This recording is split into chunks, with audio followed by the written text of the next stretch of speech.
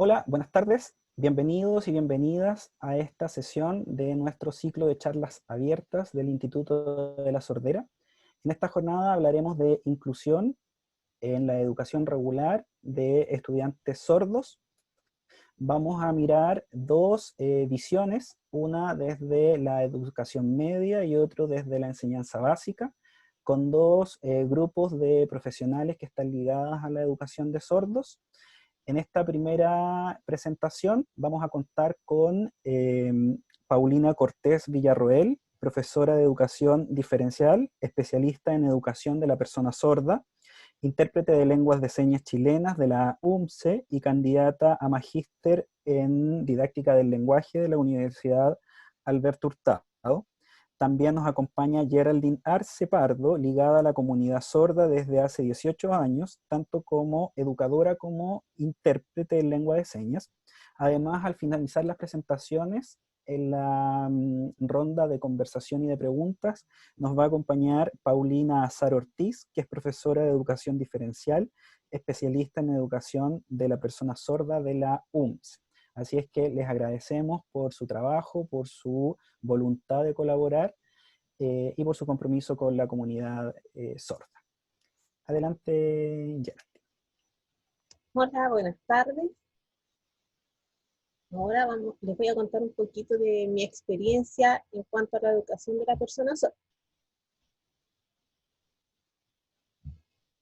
Desde el año 2007, sí, yo estoy trabajando con personas sordas en distintos programas de integración.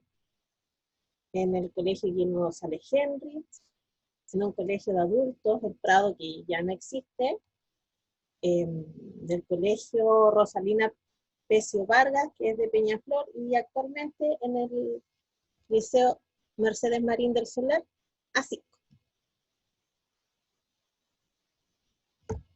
Bueno, cuando uno empezó a trabajar en la educación de la persona sorda, la ley no era muy favorable para crear unas buenas condiciones para la educación de las personas sordas. Nos daba opciones de integración que estaban en el decreto 1 y no incluía la figura del intérprete. No había un apoyo hacia la lengua de señas tampoco por la ley de integración que había en ese momento. Lo único que nosotros nos respaldaba era la Convención de las Personas con Discapacidad, que en el 2008 Chile ratificó como ley. ¿Qué hacíamos nosotros a pesar de toda esta normativa que nos restringía bastante la educación de las personas sordas? Dábamos apoyo en las asignaturas más complejas. Si bien la ley nos decía que eran 3 horas, nosotros tratábamos de darle prioridad y muchas más horas a aquellas donde sabíamos que los chicos sordos tenían más problemas o más dificultades de acceso en realidad. Hacíamos adecuaciones curriculares. Los apoyos pedagógicos eran directamente en relación a la lectura y escritura, principalmente de los chiquillos, que es donde está más débil. La presencia del intérprete estaba en el colegio a través de los actos, en las licenciaturas, siempre estaba presente la cultura sorda dentro del colegio, a pesar de que la normativa no la tuviera tan clara. También nosotros, como éramos personas ligadas a la comunidad sorda, siempre teníamos la intención de que ésta se difundiera dentro del colegio. Y lo hacíamos a través de clases de lengua de señas a los estudiantes y a los profesores. Y siempre era un instructor sordo. Siempre. ¿Con qué obstáculos nos encontrábamos en esos años? El profesorado que no estaba preparado para recibir estudiantes sordos. Estoy hablando de cuando llegó el primer sordo al colegio, fue el año 1997. Entonces, no había nada para poder apoyar a este estudiante. Fue muy desde el corazón y la voluntad, es la orientadora que existía en el colegio Guillermo González Hendrix.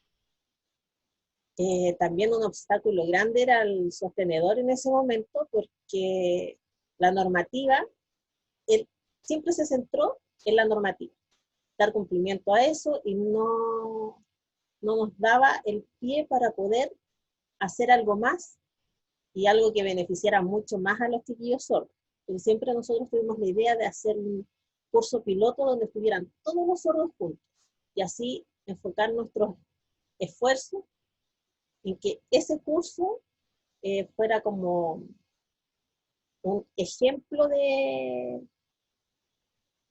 educación, de cómo debería darse la educación en integración con los chiquillos sordos.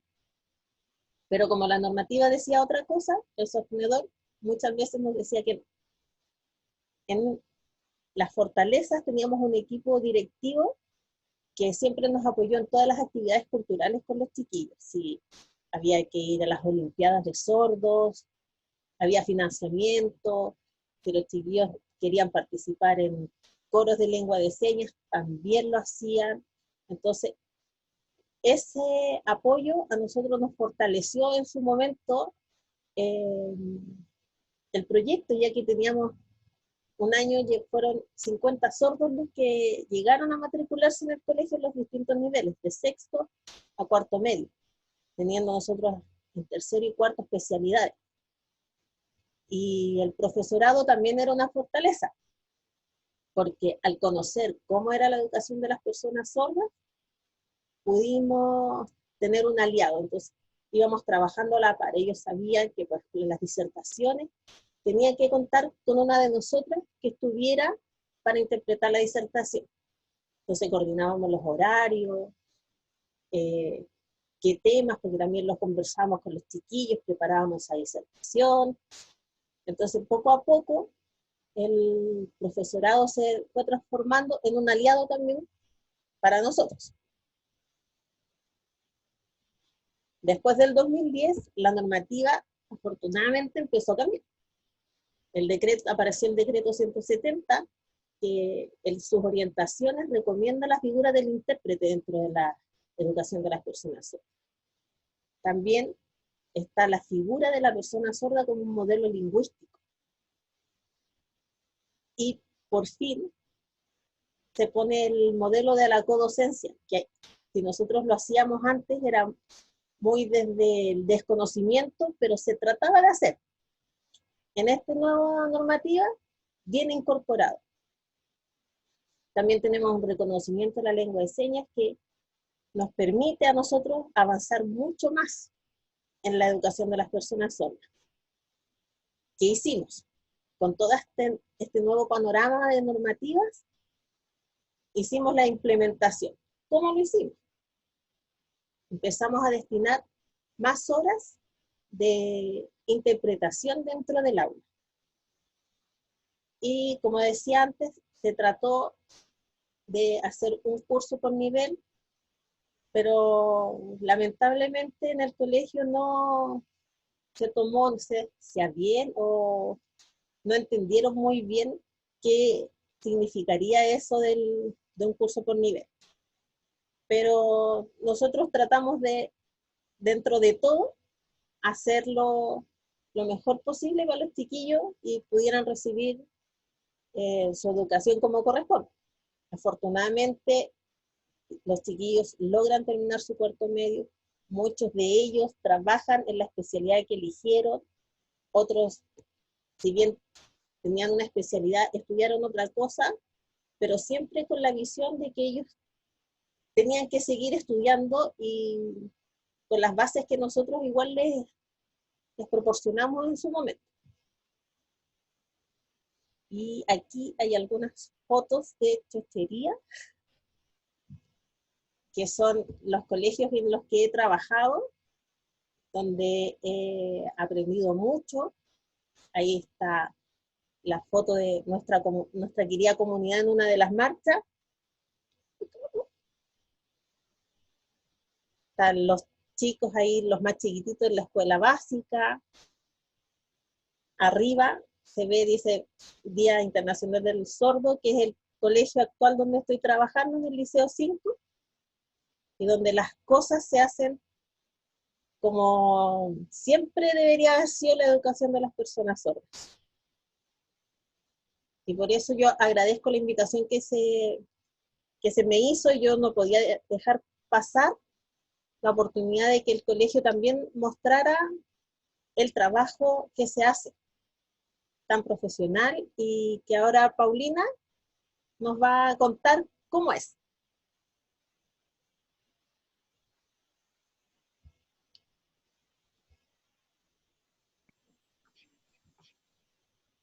Súper. Voy a llorar.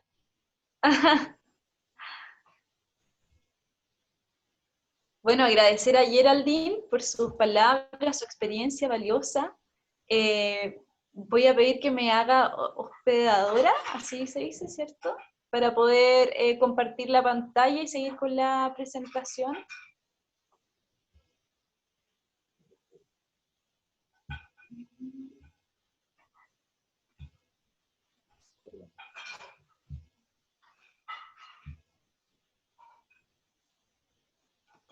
Perfecto. Vamos a compartir entonces acá. Espérenme un momento.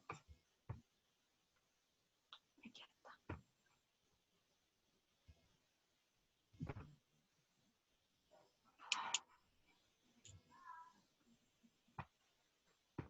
Ok, entonces, como decía, agradecer a Geraldine por lo que nos comenta. La verdad es que es un escenario que revela una experiencia súper enriquecedora.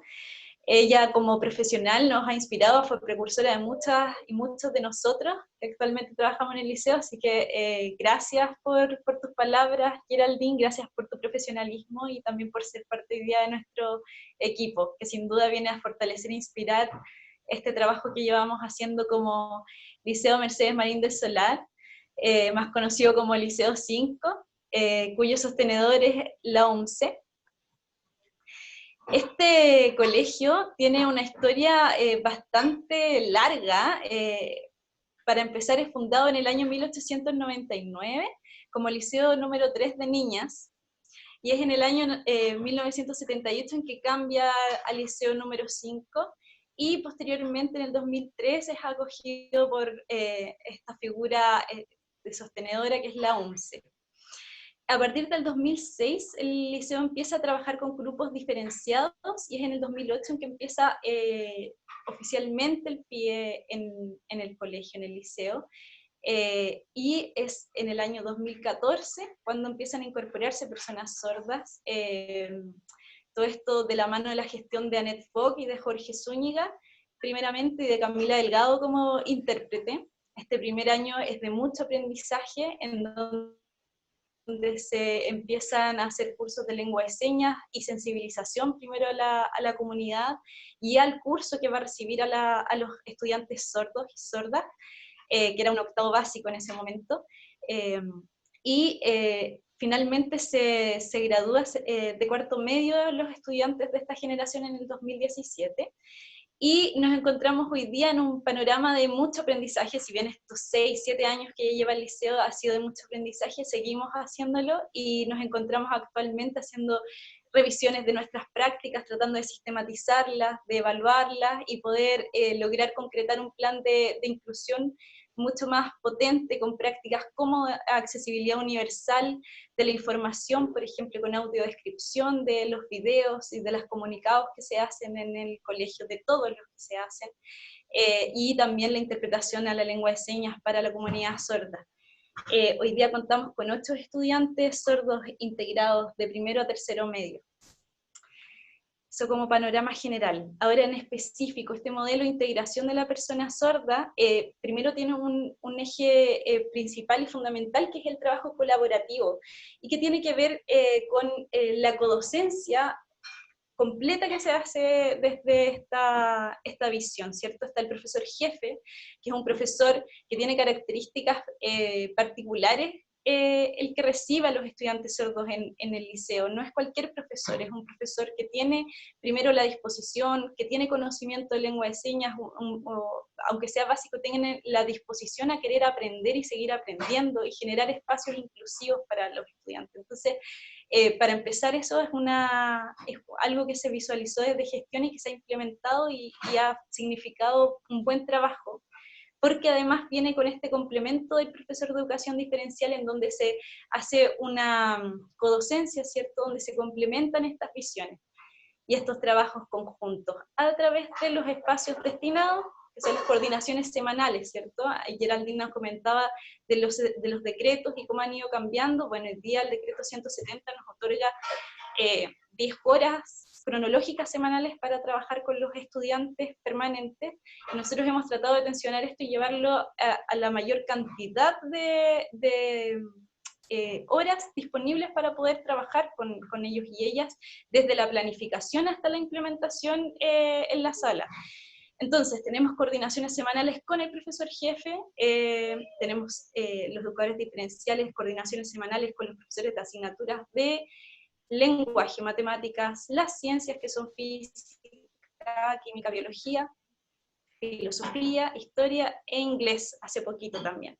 En estas coordinaciones lo que hacemos es planificar semanalmente los trabajos que vamos a hacer con los estudiantes en el aula, las evaluaciones, ¿cierto? Tratar de adecuar curricularmente todos los materiales y también sistematizar las estrategias que sean más pertinentes para un trabajo que aborde a todos los estudiantes y las estudiantes, ¿cierto? Si bien el PIE tiene como función principal el atender a los estudiantes que tienen ciertos diagnósticos, la idea de esta estrategia es poder fortalecer el trabajo, el proceso de enseñanza-aprendizaje de todos quienes estamos en la sala. Y por lo tanto es súper importante esa consideración y ese trabajo que se hace desde el profesor de disciplina, el educador diferencial. Además, los educadores diferenciales realizan apoyo pedagógico para los estudiantes transitorio y permanente, en este caso los estudiantes sordos, y además hay un trabajo curricular por departamento, ¿cierto? Que en este caso aparece el de ciencias, pero también estamos trabajando activamente en el de lenguaje, en el de matemáticas, con el fin de poder mejorar estos procesos de aprendizaje. Y finalmente, como no decirlo, está nuestra interpretación en lengua de señas, que es el pilar fundamental para poder hacer pertinente el acceso a la información en igualdad de condiciones para nuestros estudiantes sordos y sordas, ¿cierto? Este acceso a la información está presente en las asignaturas troncales y no troncales, en todas aquellas asignaturas a las que asisten nuestros estudiantes: lenguaje, matemática, las ciencias, filosofía, historia, inglés, artes, educación física y música también, cuando alguna estudiante lo ha requerido en años anteriores.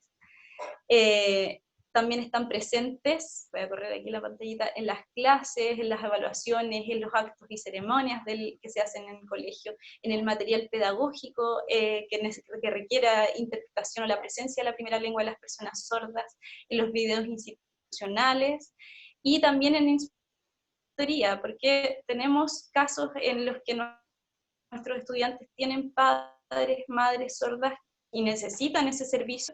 Nosotros podemos cubrirlos ahí, o cuando algún estudiante tiene algún problema y necesita abordarlo en inspectoría, también está ese resguardo, ¿cierto? Y ese aseguramiento al derecho al acceso a la información en igualdad de condiciones, que es muy importante, un pilar que nosotros destacamos mucho dentro de nuestro programa y cuidamos mucho también. Para que ustedes se hagan una idea de cómo es la dinámica dentro de la sala de clases, estando el profesor de asignatura, la educadora o el educador diferencial y la intérprete o intérprete de lengua de señas, trajimos un pequeño videito para que ejemplifique.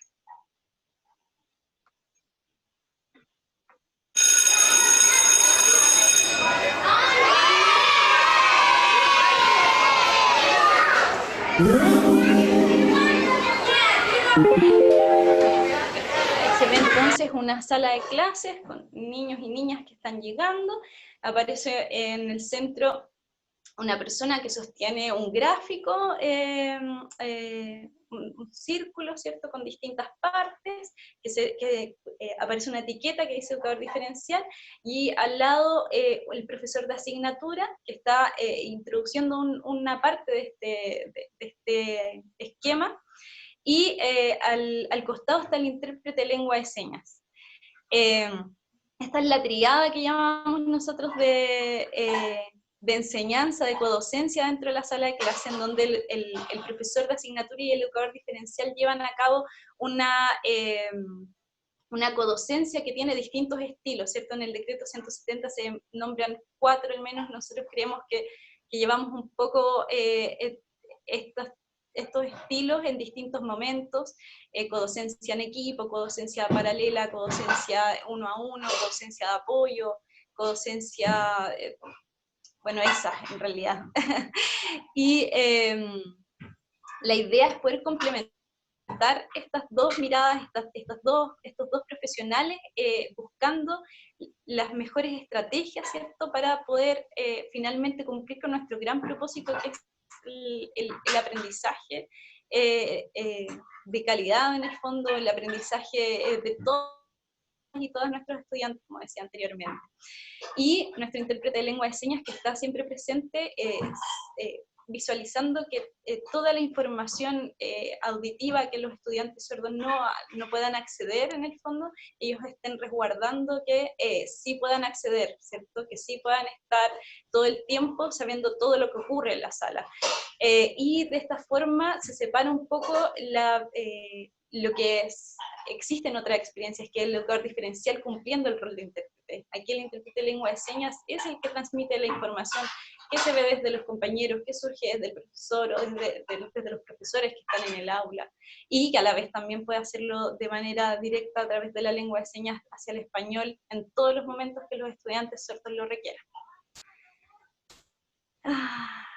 Ahora, ese era el panorama que teníamos antes de la situación, la emergencia sanitaria, ¿cierto?, antes de COVID-19, y que hemos estado haciendo en el fondo ahora, lo mismo que el resto de las escuelas, un poco tratando de recurrir a todos los materiales, todas las estrategias tecnológicas, los conocimientos tecnológicos que se han tenido hasta el momento. YouTube ha sido un gran aliado en el tema de los videos, los PPT, las guías escritas, ¿cierto?, pero siempre resguardando que exista esta interpretación, este acceso en la primera lengua para los estudiantes sordos y las estudiantes sordos. Entonces, en esta diversificación hemos tenido que recurrir mucho a apoyos visuales, a imágenes, textos interpretados, a la vez con botones de lengua de señas que permiten acceder a este material en su primera lengua, etcétera. También hemos tenido que recurrir a clases en línea, ¿cierto?, entre otros. Y bueno, aquí se ve algunos de los ejemplos de las clases que hemos tenido que hacer con los PPT, con la interpretación, los videos, con la interpretación en lengua de señas. Y por último, yo creo que de estos van a surgir más preguntas luego, y podemos profundizar. Y por último, una foto de nuestro equipo con nuestras intérpretes arriba: Camila Delgado, Caroline Reyes, Geraldine Arce, que nos acompaña, y también Nicolás Fernández, y abajo los 3 educadores diferenciales que cubrimos hoy día los 3 cursos: Paulina Cortés, Carlos González y Paulina Azar, que va a estar en un momento más ahí acompañándonos. Este fue un trabajo elaborado en equipo, así que era importante también poder mostrar esto. Eso, muchas gracias por la invitación. Bueno, muchas gracias. Queremos agradecerle a Paulina y a Geraldine por su gran trabajo, por el trabajo, bueno, en equipo que ellas mencionan.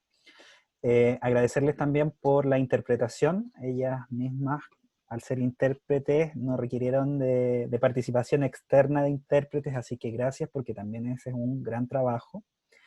Y antes de terminar, queríamos hacerle una pregunta nosotros, y es la siguiente. Desde sus experiencias, desde su trabajo en enseñanza media, ¿qué piensan ustedes o cuál creen ustedes que es uno de los principales desafíos que tiene toda la educación chilena respecto de la promoción, el respeto de la cultura sorda y también de la lengua de señas. Cualquiera de las dos, si quiere, cada una puede responder o si es que tiene una visión en equipo. Si Geraldine, si quieres responder tú, te interpreto yo, después complemento. Díganos un pal. Ya.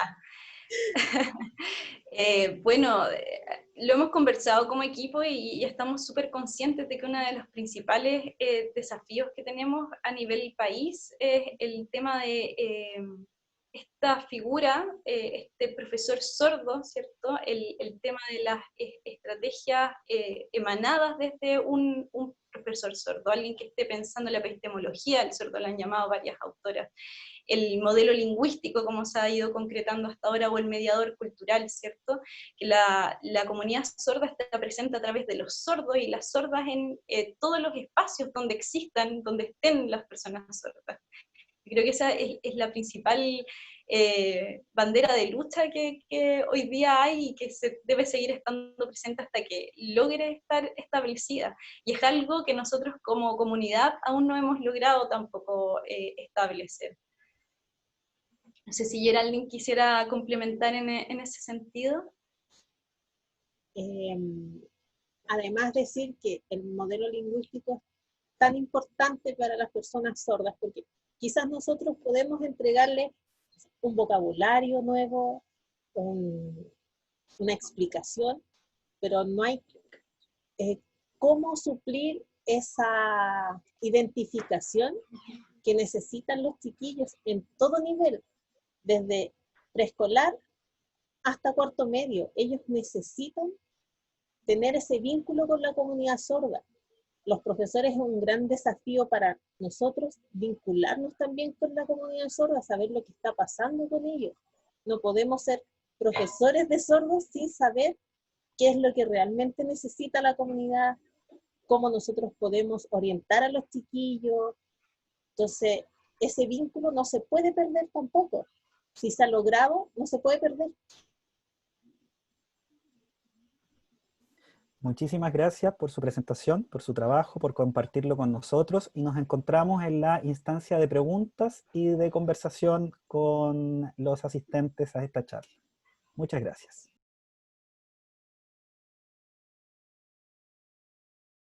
Buenas tardes de nuevo a quienes se hayan ido incorporando.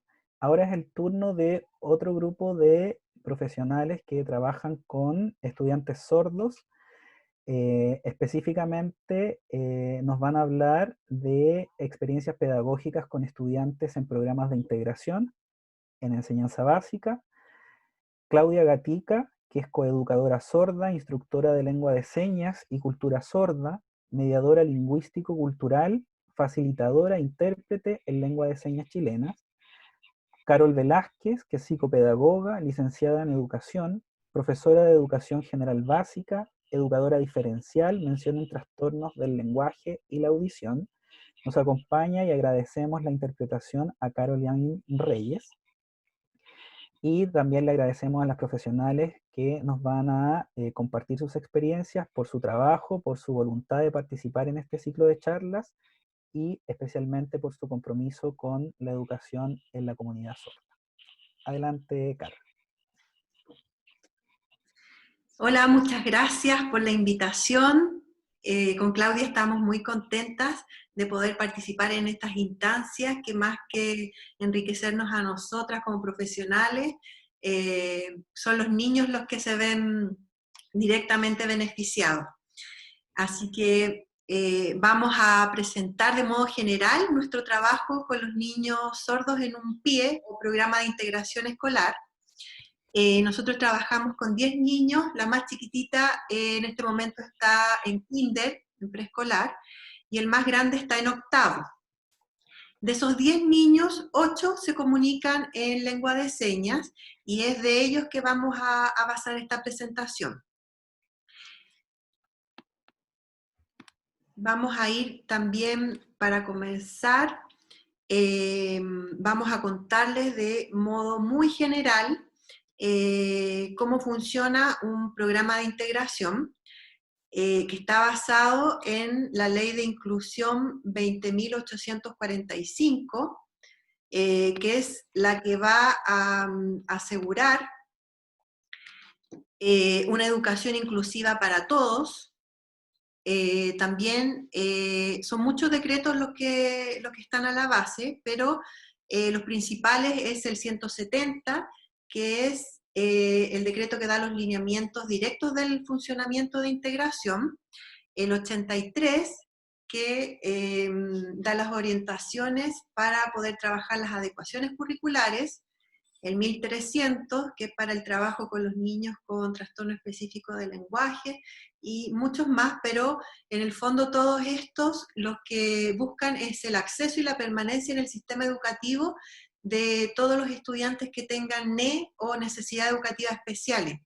Si bien el programa se llama integración, está apuntado directamente a que se pueda ir avanzando hacia una inclusión, en donde los estudiantes participen de todas las instancias educativas, estas sean formales o informales que se van dando dentro de una escuela. También busca mayor equidad, mayor cooperación y solidaridad entre toda la comunidad educativa. De esta manera, el apoyo se centra en el aula y no en el niño. No se centra tampoco en la discapacidad o en el déficit que se pueda ver, sino en las capacidades que tienen los niños y de ahí poder seguir avanzando.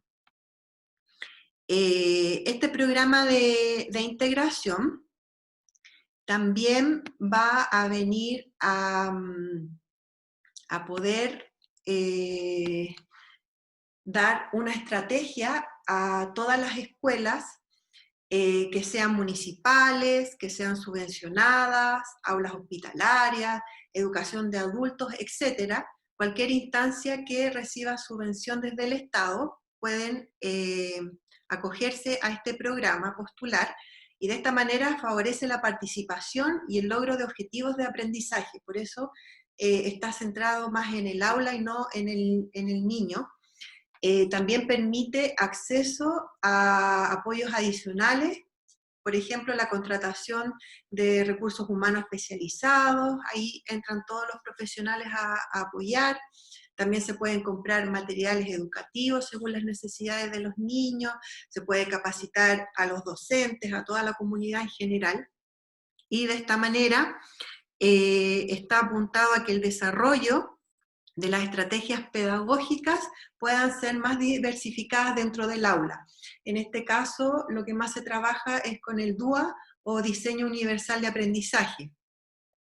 En el programa Integración también están de cierta forma orientados los diagnósticos de los niños por NEP, que significa Necesidades Educativas Especiales Permanentes, que pueden haber 2 por sala, que ahí entran las discapacidades, y en este caso están incluidos los niños sordos, y las NET, que son Necesidades Educativas Especiales Transitorias, pueden ser hasta 5 niños por curso, que eso significa que los estudiantes van a necesitar solamente apoyo especializado en alguna etapa de su escolaridad, a diferencia del anterior, que van a necesitar durante toda su escolaridad, ¿ya? Está centrado en diagnóstico, lamentablemente, pero también poco a poco ahí hay que ir avanzando en ese sentido. Por otra parte, les vamos a comentar cómo se va articulando el trabajo que se realiza con los diferentes profesionales que trabajan con los niños sordos. En este caso, por ejemplo, contamos con 2 intérpretes en lengua de señas que van a trabajar en la escuela horario completo, trabajan toda la jornada con 44 horas, y ellos van a apoyar generalmente a los niños de cursos más grandes. No tiene relación con el curso, sino que con el manejo de la lengua de señas que tengan. ¿Ya? Ese es un tema también que que de repente llegan apoderados a la escuela y dicen, mi niño está en preescolar, necesita un intérprete todo el tiempo, entonces hay que ir enseñándoles también que si el niño no maneja lengua de señas, lo que necesita es un coeducador y más adelante un intérprete. El rol del intérprete en la escuela, lo que hemos visto es que es muy flexible y tiene que ir cambiando, porque independiente que los niños con los que trabajen se comunican en lengua de señas, no manejan el vocabulario específico de ciertas asignaturas. Y las coeducadoras tampoco alcanzan a enseñar todo ese vocabulario con anterioridad para que puedan comprender al intérprete. Entonces muchas veces tiene que estar dibujando en la pizarra o escribiendo palabras clave o apoyándose de imágenes en computador, porque independiente que sepa lo que va a trabajar el profesor la clase siguiente, siempre van surgiendo muchas situaciones en el día a día. El trabajo de las coeducadoras en este caso son dos, una con horario completo, la otra con horario parcial, que son las responsables principalmente del trabajo de enseñar la lengua de señas, y bueno, ahora en un momento más Claudia lo va a explicar más en detalle, y ellas trabajan muy a la par con las educadoras diferenciales, que en este caso somos dos. Una tiene su mayor carga horaria dentro del aula de clases, que ahí no solo entra a trabajar con los niños sordos, sino que se trabaja con todo el curso. Y en este caso yo, que tengo mi mayor carga horaria para trabajar en el aula de recursos o en el aula de integración. También contamos con una fonoaudióloga, que de igual manera, por ejemplo, el vocabulario que se va trabajando entre coeducadoras con lengua 1 y educadora diferencial con lengua 2, que es el español escrito, ella también lo va reforzando dentro de las actividades que hace desde su área. Hay un kinesiólogo también, pero trabaja específicamente con un niño que tiene dificultad en su columna, entonces también ahí va apoyando al profesor de educación física en caso de ser necesario. Pero todo este equipo se va trabajando en conjunto, dentro de la sala de clases como un fuera, con la familia y en trabajo colaborativo con los equipos de aula, que se llama, que son todos los profesionales, profesores y familias de un curso en especial. Ahora a continuación va a pasar Claudia a contar cómo es su rol de coeducadora y cómo es la forma de trabajo que realiza.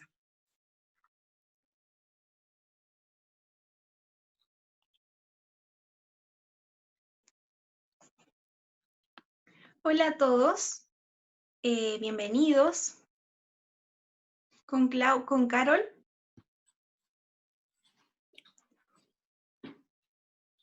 El trabajo con los estudiantes de kinder hasta octavo básico consiste en... Yo tengo mucha experiencia. Yo les voy a mostrar algo de mi experiencia. Mi rol de coeducadora sorda es enseñar lengua de señas para las personas sordas y así difundir la cultura sorda y enseñar también, ser un modelo también y un mediador.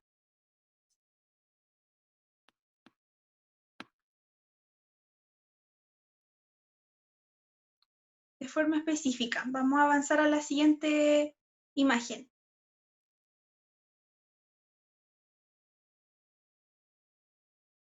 ¿Cómo se enseña en la sala de clases y afuera de la sala? La comunidad de personas sordas, todos los niños sordos, siempre participan, por ejemplo, desde kinder, todos juntos, como un grupo.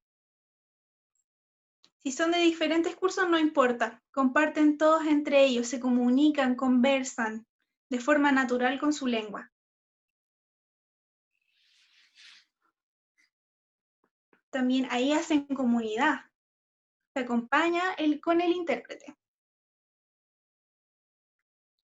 Y así van comprendiendo mejor la lengua de señas.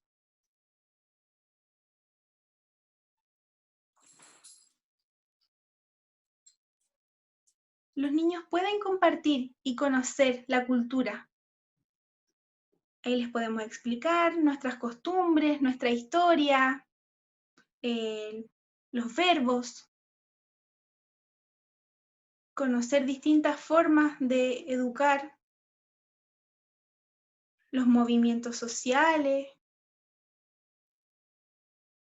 También es importante la expresión facial. Eso es muy importante para la comunicación. También podemos practicar haciendo teatro, todos juntos,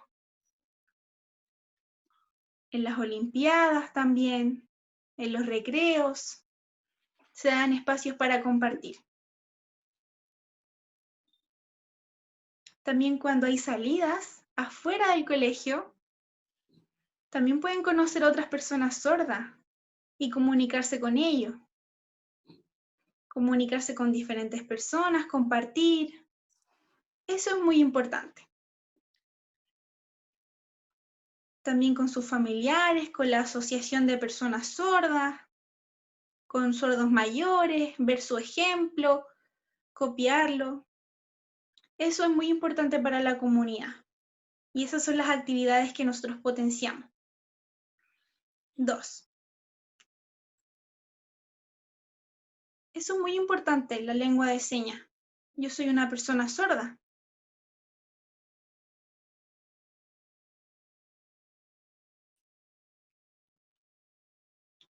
Los niños y la comunidad, los papás, las mamás también pueden aprender, los profesores, poder ayudar también y enseñar.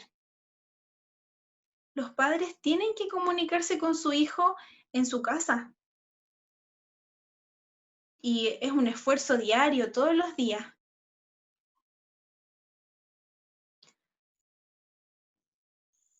Veo como un poco, se me queda un poco como pegada la imagen de Claudia. Sí, se me queda un poco pegada. Voy a ir avanzando a modo que, no sé si a ustedes se les queda pegada.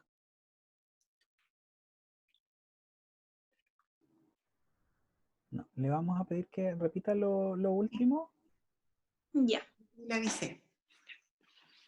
Ujú.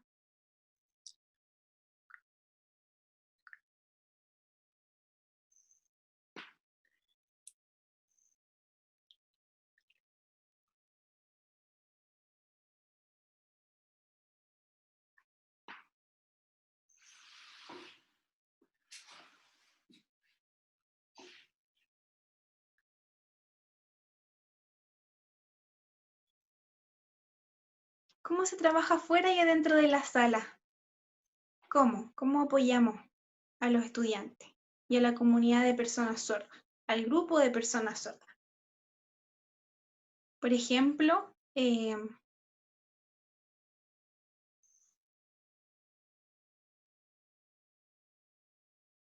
se pueden comunicar como grupo, conocerse, compartir. También junto con los intérpretes que manejan bien lengua de señas, que son expertos, y también con los coeducadores sordos. ¿Y por qué? Porque así van conociendo sus costumbres, su historia, y así pueden ir comprendiendo más profundamente el significado de su cultura. Conocer la forma en que se comunican, los movimientos de las manos, del cuerpo, la expresión facial. Todo eso es muy importante a la hora de comunicarse. También pueden participar en teatro, en demostraciones, todo junto.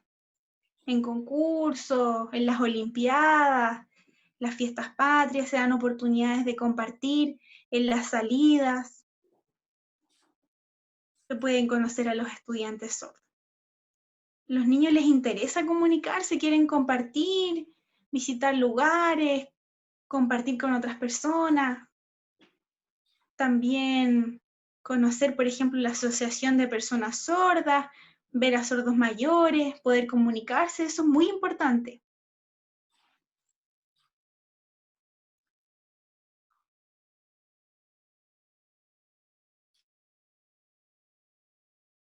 Yo soy una persona sorda y eso es muy importante, la L1, la lengua de señas, y enseñarla a los niños sordos. También la comunidad educativa, los padres, las mamás, los familiares, los profesores también tienen que aprender. También es una ayuda que ellos aprendan, es importante. Por ejemplo, los papás, ¿cómo se comunican con su hijo? Ellos deben aprender lengua de señas, deben comunicarse con su hijo con las manos en lengua de señas en su casa.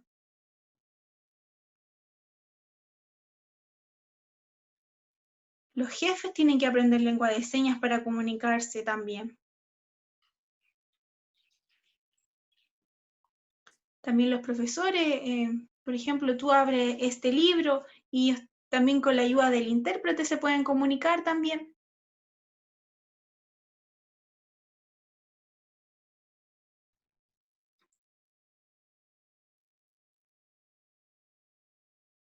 Los padres y las madres tienen que comunicarse con su hijo en lengua de señas en su casa. Si no saben cómo se comunican, es importante que vayan comunicándose todos los días. También los niños sordos con sus compañeros oyentes. Yo entro a la sala para darles orientaciones, algunos minutos. Les enseño a todos los oyentes palabras fáciles, básicas, para que ellos se puedan comunicar con sus compañeros sordos. Desde kinder hasta cursos más grandes. Y para las personas sordas es muy importante la comunicación. También que vayan aprendiendo como cuántos años tienes, cuál es tu nombre, tienes hermanos, es importante eso. Y es una comunicación fácil. Por ejemplo, ¿cuál es tu apodo? ¿Cuál es tu seña? Y ahí pueden ir como comunicándose y conociéndose entre compañeros. También todos los profesores tienen que aprender lengua de señas. Yo en mi trabajo, por ejemplo, tengo un libro donde hay diferentes palabras en lengua de señas, con fotos. Los niños pueden ir mirando, viendo lo fácil que es. Y ellos pueden, con su libro pueden ir viendo y eso es un apoyo para ellos en lengua de señas. También diccionario. Es como las personas oyentes cuando ocupan un diccionario, también hay diccionario para las personas sordas. Comida, animales, lugares famosos, lengua de señas, dactilológico. Los niños pueden ir ahí aprendiendo y en su casa también pueden ir compartiendo eso. Y si se le olvida alguna palabra, lo pueden ir buscando ahí y lo pueden deletrear también. Ese es como un diccionario desde los niños pequeños y así van avanzando desde kinder aprendiendo mucho más y más. Cuando ya están en octavo ya saben palabras más difíciles y han aprendido más. Ese diccionario lo pueden ir utilizando para siempre. No tienen que desecharlo porque es algo valioso e importante.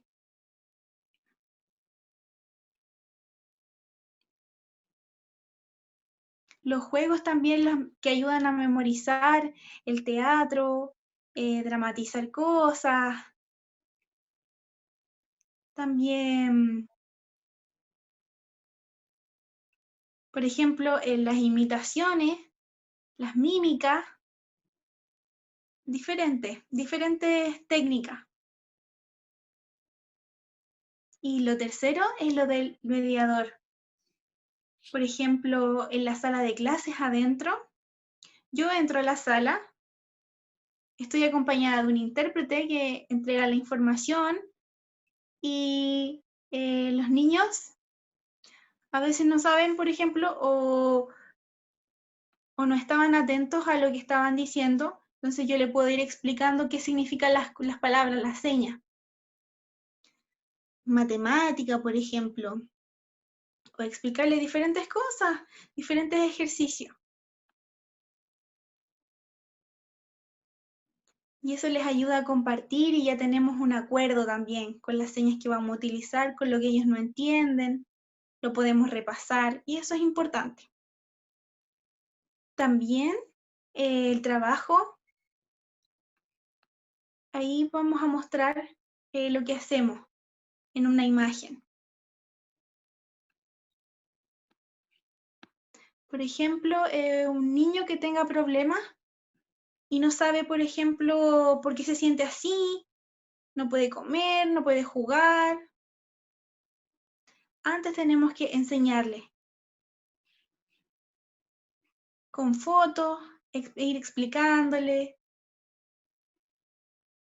con diferentes fotos, imágenes, por ejemplo, a sentarse, a guardar sus cosas, a no romper los cuadernos, a cuidar sus cosas, su estuche, guardar sus cosas. Y esa actitud que tú tienes, por ejemplo, no está bien. Y ahí van aprendiendo. A sentarse, por ejemplo, ahí cuando se sientan o hacen algo bien, alcanzaron un logro. Por ejemplo, el profesor quizá va a estar como a cada rato como silencio, silencio, ellos también tienen que aprender eso, acostumbrarse también, eso es importante. Los sordos, los oyentes, cualquier persona, antes tenemos que aprender e ir desarrollando poco a poco esas costumbres.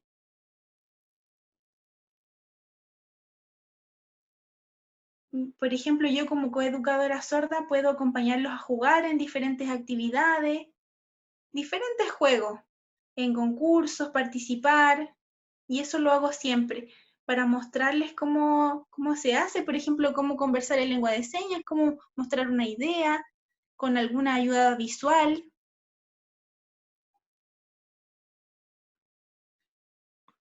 O cómo se llama tal o cual cosa en español, para que ellos vayan comprendiendo.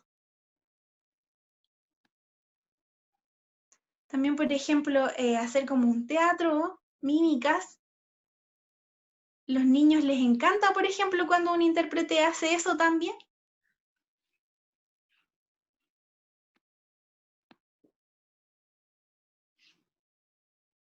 Hay muchas actividades diferentes que podemos desarrollar.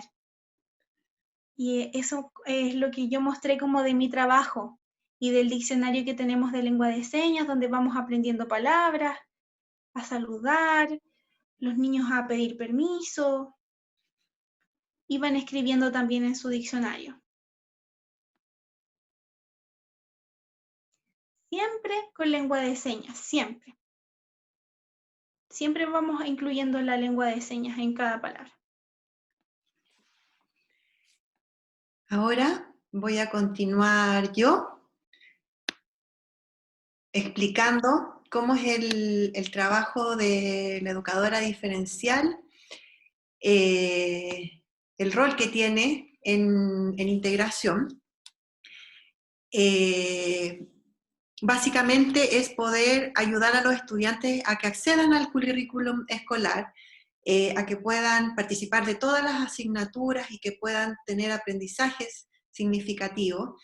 Esto se puede hacer también con apoyo de un documento que se llama PASI, o Plan de Adecuación Curricular Individual, que se realiza en conjunto con todos los profesionales que trabajan con el niño, los profesores y la familia, en donde se va viendo si requieren una adecuación significativa a los objetivos, a los contenidos del currículum. Por nuestra experiencia, lo que podemos ver es que sí lo necesitan en lenguaje, en la asignatura de lenguaje. pero el resto de las asignaturas, en realidad, más que nada lo que se trabaja es con evaluación diferenciada, con actividades diferenciadas, se va midiendo el tiempo, se otorga más tiempo de realización de las actividades, o más tiempo que requiera trabajar algún contenido en especial, pero tantas adecuaciones significativas, aparte del lenguaje, no han necesitado los niños. Y específicamente también en este caso mi rol es poder enseñar la lengua 2, que es el español escrito, que ¿cómo lo hacemos nosotros? En las horas de asignatura de lenguaje las separamos como en 3 grupos. Los niños salen al aula de integración a trabajar algunas horas en compañía de las coeducadoras para trabajar la lengua 1, el otro porcentaje de horas lo trabajan conmigo para enseñar la lengua 2 del español, y por último, la tercera parte de horas las trabajan dentro de la sala de clase junto a todos sus compañeros. ¿Ya? Entonces, de esta forma, por ejemplo, lo que tratamos es que cuando están en el aula regular, coincidan con clases que las profesoras trabajan comprensión de lectura o lectura en voz alta, entonces los niños están con una guía adaptada con textos del vocabulario que se ha trabajado durante la semana, para que ellos puedan ir trabajando de manera más autónoma y las profesoras también puedan ir viendo la comprensión que van teniendo en su proceso de adquisición del español. Ahora les voy a explicar así, de manera súper general, cómo se trabaja la adquisición de la lectura, de la escritura del español, teniendo en cuenta que a través de la lengua de señas, como el niño va construyendo su vocabulario, va construyendo el significado global que le va dando a los textos también. Entonces, por nuestra experiencia lo que hemos podido ver que hay como 3 grandes etapas o niveles, que se trabaja el nivel léxico y sintáctico en diferentes grados o en diferentes énfasis. En una primera etapa se trabaja mucho más a nivel de vocabulario, con categorías, con diferentes ejercicios, como explicaba Claudia también, de memoria. La sintaxis se va viendo poco a poco con uso de encabezados más sencillos, por ejemplo, quién, qué hace, qué. Entonces los niños pueden formar oraciones como la mamá come manzana. En una segunda etapa, el vocabulario está más avanzado también, y las estructuras gramaticales del español se van enseñando con estos usos de encabezado más largos, donde se van agregando también el dónde, el cuándo. La coeducadora también va incorporando poco a poco la clave Fitzgerald. Y por otra parte, yo también voy ocupando una metodología que es de logogenia, que es un método para desarrollar la adquisición del español escrito, ¿ya? Y en una tercera etapa, ya el nivel es mucho más avanzado de vocabulario y se trabaja con textos más largos también. Acá en las imágenes se puede ver, por ejemplo, que en una primera instancia el niño tiene que reconocer la seña para darle un significado del objeto o de la imagen, y de esa manera pueda asociar a la escritura de la palabra, siempre con un correlato del alfabeto dactilológico, que es muy importante porque este ayuda a memorizar la palabra o la secuencia de las letras de una palabra, y después se pueden ir haciendo actividades también como asociación de un conjunto de letras para formar la palabra, o por sílabas. Es muy importante el trabajo en conjunto en este sentido que se hace con la coeducadora, porque en el fondo el niño ve una palabra, tiene que evocar su seña para darle significado y para poder comprenderlo. Entonces, con nuestra experiencia, lo que hemos visto, por ejemplo, que los niños que llegan a la escuela, que ya se comunican en lengua de señas, que en sus casas también saben un nivel básico, aprenden mucho más rápido el español, la segunda lengua, versus un niño que llega a la escuela sin saber nada de lengua de señas, porque solo ha llegado a acuerdos comunes con su familia y de esa manera se han podido comunicar. A continuación también les voy a mostrar diversos materiales que se pueden ir utilizando. Trabajamos mucho con pictogramas, con imágenes, con tarjetas, que se van formando las categorías, con muchos juegos, también se hacen juegos visoespaciales, siempre dentro de un contexto. Si bien puede ser una lámina, un video, un cuento, pero siempre tratando de que el tema esté relacionado con algún contenido de alguna asignatura escolar. En el computador también vamos usando diferentes programas con pictogramas. Por ejemplo, ocupamos Ara Word, donde el niño va escribiendo y se va apareciendo la imagen. Entonces, en el fondo, es el mismo computador el que le va indicando al niño si la está escribiendo bien o no, y no es el adulto el que le está diciendo te estás equivocando. Hay otras páginas en internet que, por ejemplo, se pueden acceder de manera gratuita y trabajar online incluso. Hay una que es PictoEduca, que tiene varias temáticas ya hechas. Hay otro que se llama PictoTraductor, que también va mostrando la imagen a medida que se va escribiendo. Y hay otra que se llama EducaPlay, que uno puede ir generando diferentes juegos para ir reforzando las palabras, que en este caso es muy importante. Todo vocabulario que se trabajó antes hay que volver a incorporarlo en el presente para que no sea olvidado.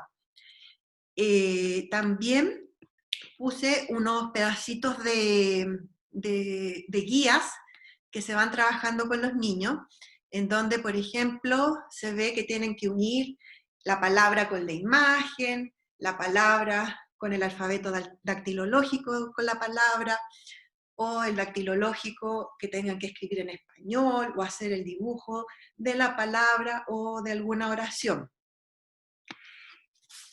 Y estos últimos ejemplos que les voy a mostrar son unos que se trabajan, por ejemplo, cuando los niños están entrando en las clases de lenguaje. El que se ve a la izquierda es en base a un cómics que tuvieron que realizar todo el curso, que salía en el texto escolar.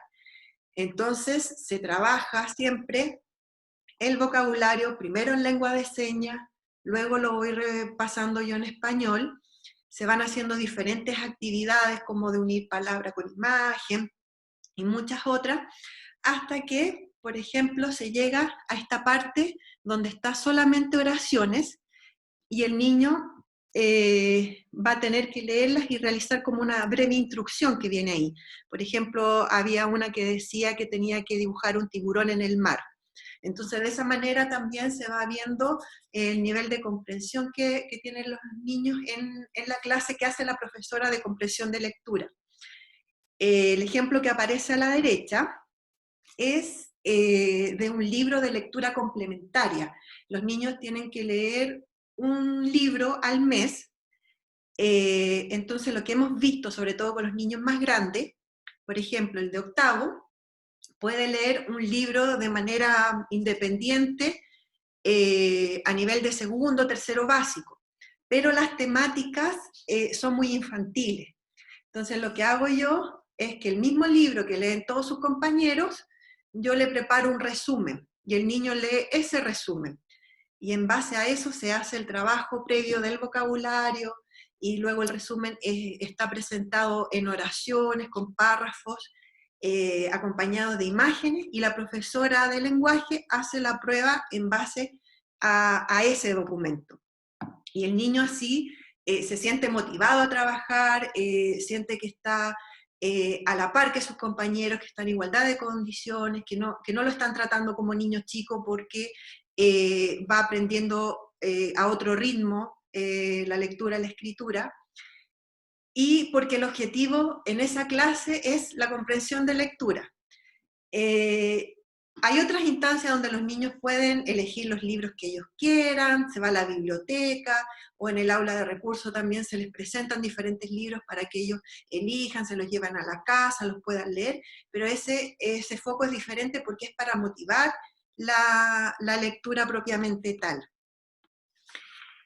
Y para finalizar, lo que les queríamos comentar a nivel de desafíos que están relacionados más que nada con las dificultades que hemos tenido, que son dificultades como a nivel país, digamos, ya de leyes, de decretos que tienen que ir avanzando también incluso en formaciones universitarias, porque constantemente hay que estar sensibilizando a toda la comunidad de que los niños deben ser educados primero en su lengua propia, que es la lengua de señas, para que realmente reciban una educación en igualdad de condiciones como cualquier niño oyente. Y esto también está relacionado porque las leyes y los decretos no dicen de manera explícita la cantidad de horas que debe estar contratado un coeducador o un intérprete.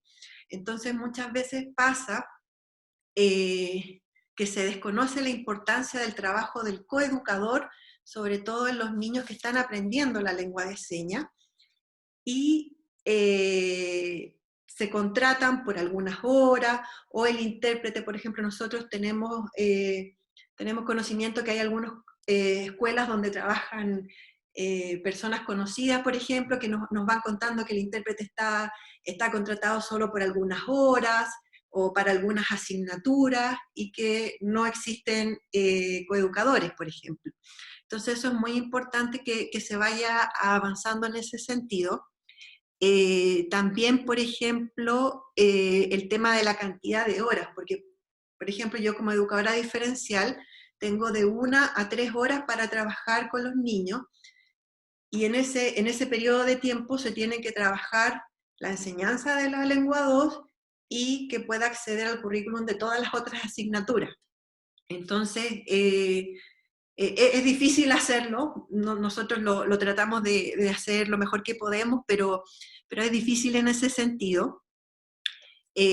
Otro desafío también que está relacionado con la formación universitaria que tengan, y en este caso en el ámbito de salud, es que, por ejemplo, hay muchos papás, que en este caso todas las familias son oyentes de los niños, que llegan con la visión muy médica. Es una visión que está centrada en el déficit. Entonces están pendientes del audífono, de si van a necesitar implante coclear o no, para que escuchen, pero no han sido orientados a que los niños tienen que aprender lengua de señas desde muy chiquititos, y ellos como familia también. Entonces, nosotros podemos ver niños que uno ve que en realidad tienen una capacidad súper grande de poder aprender rápido, pero todo su proceso se va enlenteciendo porque no maneja la lengua de señas. Y el tema de, por último, las horas de psicólogo, que en realidad a nosotros nos ha costado mucho encontrar un psicólogo que se pueda comunicar en lengua de señas.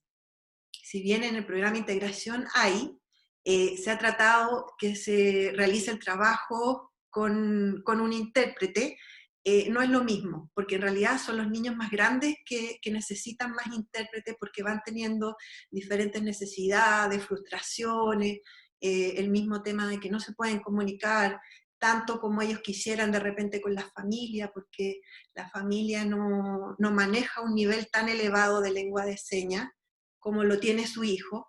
Entonces va generando también de repente algunos conflictos de interacción social o de aislamiento, se va viendo afectada la autoestima. Entonces es muy importante también el rol que puede cumplir un psicólogo dentro del trabajo con los niños sordos.